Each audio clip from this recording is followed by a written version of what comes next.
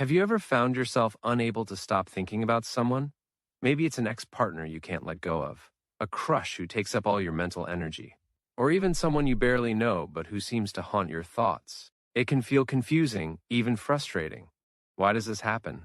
According to Carl Jung, one of the most profound thinkers in psychology, the answer is not in the person themselves, but in the way they reflect deeper aspects of your own mind.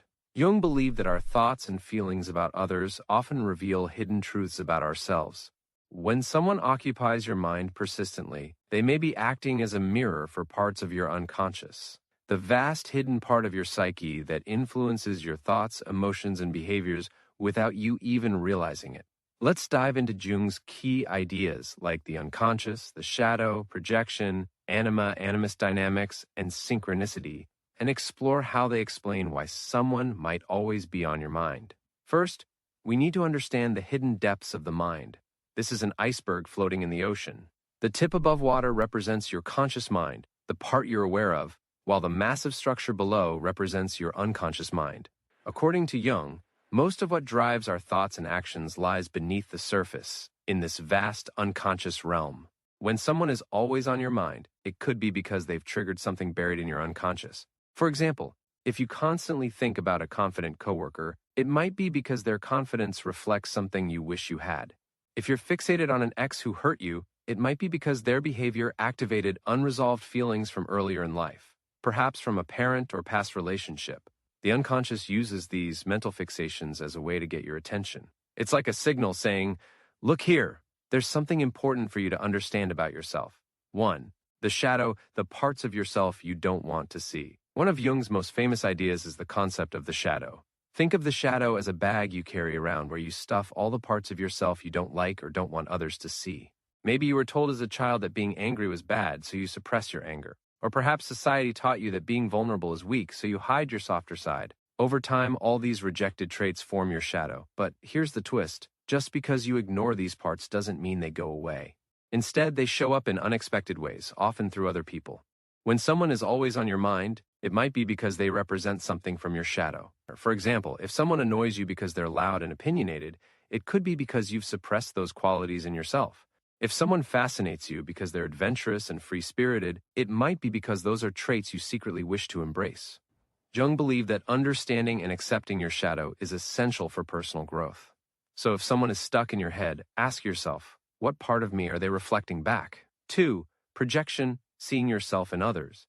Have you ever heard the phrase, what we see in others is a reflection of ourselves? This idea comes straight from Jung's concept of projection. Projection happens when we unconsciously assign our own feelings, desires, or fears onto someone else. For example, let's say you have a crush on someone who seems perfect, smart, kind, and beautiful. In reality, they're just human like everyone else. But through projection, you've placed all these ideal qualities onto them because they represent something you long for in yourself. On the flip side, if someone frustrates or angers you deeply more than seems reasonable, it might be because they remind you of something about yourself that you dislike but haven't acknowledged. Projection isn't inherently bad, it's a natural part of how we relate to others. However, becoming aware of when and why we project can help us reclaim those qualities for ourselves. For instance, if you admire someone's courage, ask yourself how you can cultivate courage in your own life. If someone irritates you with their arrogance, consider whether there are moments when you act arrogantly or fear being perceived that way.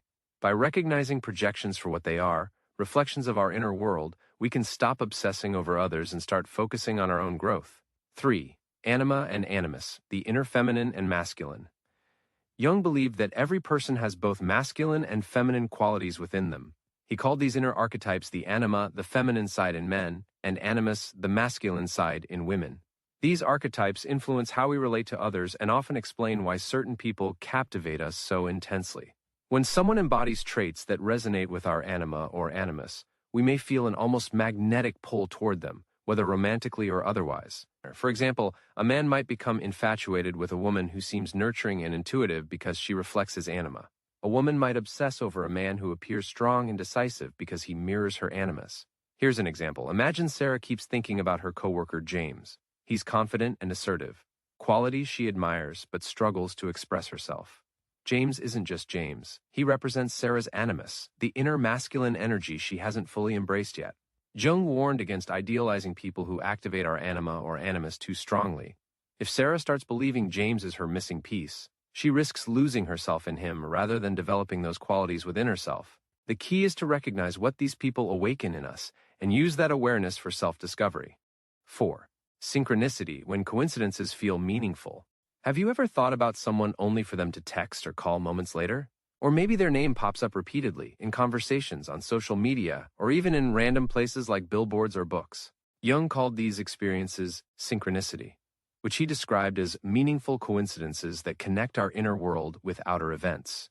If someone is always on your mind and strange coincidences keep bringing them up in real life, it might feel like fate is at work. For example, you think about an old friend from high school one day and then run into them at a coffee shop later that week.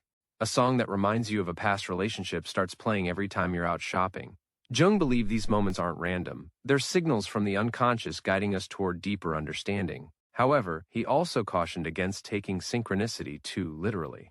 Instead of seeing it as proof that this person is meant to be in your life forever, use it as an opportunity for reflection. Why does this person keep showing up? What do they symbolize for me? 5. Complexes, emotional triggers from your past. Jung also introduced the idea of complexes, which are emotional wounds or patterns formed by past experiences, especially during childhood. These complexes live in our unconscious and influence how we react to people and situations today. For instance, if someone reminds you of a parent who is critical or distant, their behavior might trigger feelings of inadequacy or longing, even if they aren't treating you poorly. If an ex-partner broke your trust years ago, new relationships might stir up fears of betrayal even when there's no evidence for it. Let's say John can't stop thinking about his ex-girlfriend Lisa, even though their relationship ended years ago. Every time he sees her on social media or hears her name mentioned by mutual friends, he feels a mix of sadness and anger. Through Jung's lens, Lisa has triggered John's abandonment complex, a deep-seated fear rooted in childhood experiences where he felt neglected by his parents. Being aware of complexes helps us separate past emotions from present realities. In John's case, recognizing his abandonment complex could help him move forward instead of staying stuck in thoughts about Lisa. 6. Loneliness and emotional needs. Sometimes the reason someone stays on your mind isn't rooted in deep psychological theory, it's simply loneliness or unmet emotional needs. When we feel disconnected from others or ourselves, our minds often latch onto people who once made us feel seen or valued, even if those connections are no longer active. For example, after a breakup, it's common to dwell on memories of an ex, because those memories temporarily fill the void left by their absence. During periods of stress or uncertainty, we might idealize people who seem stable or comforting, even if we don't know them well. Our brains are wired this way. Emotional bonds create neural pathways that reinforce memories associated with specific individuals. This is why certain songs or places can instantly bring someone back into focus. They've become tied to those neural pathways. So, how can you turn these thoughts into self-awareness? Jung believed that every fixation carries within it an opportunity for growth. Instead of resisting thoughts about someone or labeling them as obsessive, try using them as tools for self-reflection. 1. Ask questions. What does this person represent for me? What qualities do I admire or dislike about them? 2. Identify patterns. Are these thoughts connected to past experiences or unresolved emotions? 3. Take action. How can I integrate what I've learned into my own life? For example, if I admire their confidence, how can I build my own? If I resent their arrogance, how can I address similar tendencies within myself? As Jung famously said, the meeting of two personalities is like the contact of two chemical substances. If there is any reaction, both are transformed. By understanding why this person occupies so much mental space, we can transform not only our relationship with them but also our relationship with ourselves. When someone lives rent-free in your mind for days or even years, it isn't just about them, it's about what they awaken within you. Through Carl Jung's lens, these mental fixations become profound opportunities for self-discovery. Whether it's through exploring shadow traits, they reflect back at us, or recognizing projections tied to unmet desires or fears, they serve as mirrors guiding us toward greater self-awareness. So next time someone lingers persistently in your thoughts, instead of asking, why can't I stop thinking about them? Try asking, what are they teaching me about myself? When you do and embrace what emerges, you'll not only find clarity, but also move closer to becoming whole again.